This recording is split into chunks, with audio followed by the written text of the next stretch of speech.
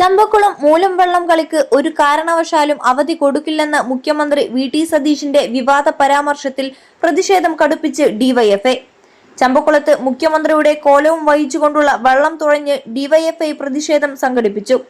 വള്ളം തുഴഞ്ഞ ശേഷം ചമ്പക്കുളം കവലയിലും ഡിവൈഎഫ്ഐ പ്രതിഷേധ പ്രകടനം നടത്തി. ഇന്നലെ കുട്ടനാട്ടിൽ ചമ്പക്കുളം മൂലം ജലോത്സവം ഫാൻസ് ക്ലബിന്റെ നേതൃത്വത്തിലും പ്രതിഷേധം നടത്തിയിരുന്നു. വള്ളം കളി നടക്കുന്ന തിങ്കളാഴ്ച കുട്ടനാടിന് പ്രാദേശിക അവധി നൽകണമെന്ന് കുട്ടനാട് എം.എൽ.എ. റെജി ചെറിയാൻ നിയമസഭയിൽ സബ്മിഷനിലൂടെ ആവശ്യപ്പെട്ടിരുന്നു.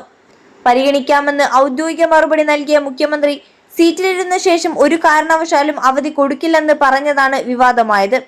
മൈക്ക് ഓഫാണെന്ന് കരുതിയായിരുന്നു മുഖ്യമന്ത്രിയുടെ അടക്കം പറച്ചിൽ.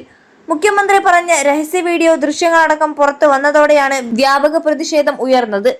ചമ്പക്കുളം മൂലം വള്ളം കളിക്ക് ഒരു കാരണവശാലും അവധി കൊടുക്കില്ലെന്ന മുഖ്യമന്ത്രിയുടെ പരാമർശത്തിൽ നേരത്തെ സംഘാട സമിതിയും പ്രതിഷേധം വ്യക്തമാക്കിയിരുന്നു.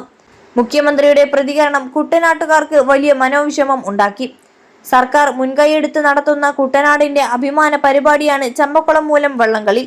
മുഖ്യമന്ത്രി ഔചിത്യപൂർവ്വം മറുപടി പറയുമെന്ന് പ്രതീക്ഷിക്കുന്നുവെന്നും മൂലം വള്ളംകളിക്ക് പ്രാദേശിക അവധി പ്രഖ്യാപിക്കുമെന്നാണ് കരുതുന്നതെന്നും സംഘാട സമിതി അംഗങ്ങൾ മാധ്യമപ്രവർത്തകരോട് പറഞ്ഞു. അതോടൊപ്പം വീര്യം കുറഞ്ഞ മദ്യത്തിൽ മുൻ LDF സർക്കാരിന്റേത് സുതാര്യമായ നടപടികളായിരുന്നുവെന്ന് CPM സംസ്ഥാന സെക്രട്ടേറിയറ്റ്. 21 ലക്ഷത്തോളം സന്തുഷ്ടരായ ഉപഭോക്താക്കളും 2 ലക്ഷത്തോളം തിമിര ശസ്ത്രക്രിയകളും പൂർത്തിയാക്കിയ മലബാറിലെ ഏക കണ്ണാശുപത്രി Al Salama high hospital, hospital road, Perinthalmanna. Udayabhanu commission റിപ്പോർട്ടിലെ നിർദ്ദേശം കണക്കിലെടുത്താണ് വീര്യം കുറഞ്ഞ മദ്യത്തിന് അനുമതി നൽകിയത്. ചട്ടത്തിലെ ഭേദഗതി നിയമസഭ സബ്ജക്ട് കമ്മിറ്റി ചർച്ച ചെയ്താണ് തീരുമാനിച്ചത്. നികുതി കുറച്ച് മദ്യമൊഴുക്കാനുള്ള സാഹചര്യം ഉണ്ടാക്കിയിട്ടില്ല. 3.5 വർഷം LDF ഒരു നടപടിയും എടുക്കാത്ത ഫയലിലാണ് പുതിയ സർക്കാർ അധികാരമേറ്റതിന് പിന്നാലെ മുഖ്യമന്ത്രി വി.ടി. സതീശൻ അതിവേഗം ഇടപെട്ടതെന്നും CPM വിമർശിച്ചു. 600 കോടിയുടെ നഷ്ടം ഖജനാവിനെ ഉണ്ടാക്കാനാണ് മുഖ്യമന്ത്രിയുടെ ശ്രമം.